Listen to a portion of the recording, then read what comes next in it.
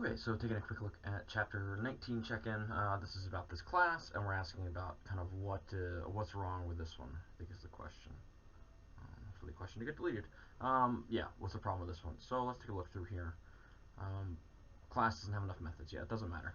Class could have 0 methods or 1,000,000 methods. That doesn't matter. Okay, let's take a look through here. We have like this, and we have we have 2 variables in here, right? The boxes of food, number of people. So one thing we want to do, like just as we look through this, we need to make sure that we are updating the values correctly in the constructor. So in the constructor here, we should either be like setting these values based on the inputs here, or we could be like defaulting them. Like for instance, we might set the number of boxes of food to be 0, or we could take the input from this to define the boxes of food. So this all looks fine to me.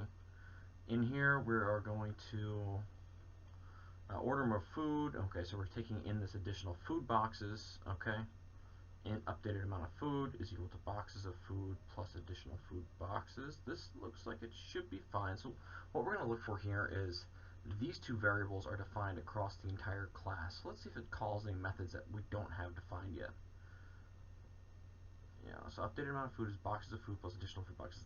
That seems fine here. Eat food boxes. Okay. Boxes of food. Now look, this is the problem. This is going to be the problem here. So where is this variable defined? It's defined within the method order more food.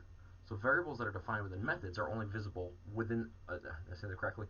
Variables that are defined within a method are only visible within that method. So we get a quick little diagram here. So this is really a question about like scope. So we have variables. There's like the class category, and that's things like boxes of food and number of people. Those are going to be defined everywhere. And let's see, and then inside of this class box, we have a method box, and then even further, we don't think we have this for this example, but we have like loops. Okay, so let's kind of put these where they're at. Like boxes, I'll say just boxes of food is in the class. So boxes of food is visible within any of the smaller rectangles, inside of any of the smaller boxes. Same thing with number of people. That's defined within the class, so it's accessible across all of these different methods or loops. On the other hand, so if we add in like another method here, in this case we have updated order of food. That's defined within a method. So updated amount of food is defined within this method. It's not available in any other methods, right? So that's going to be a problem right here. If we wanted to make this accessible across all methods, then we would need to define it as a class variable. But it hasn't been defined like that, so that's going to be where the problem is. So that's why, yeah, so that's why this is the correct answer. And there's no, I mean, all the rest of this is nonsense. The return type, there's no class doesn't have a return type. A method has a return type, but a class doesn't. That doesn't make any sense. Boxes of food is not defined in the order more food method. Boxes of food is defined across the entire class, so that's definitely not a problem. Updated amount of food is not defined. Yep, defined here, not within this eat food boxes.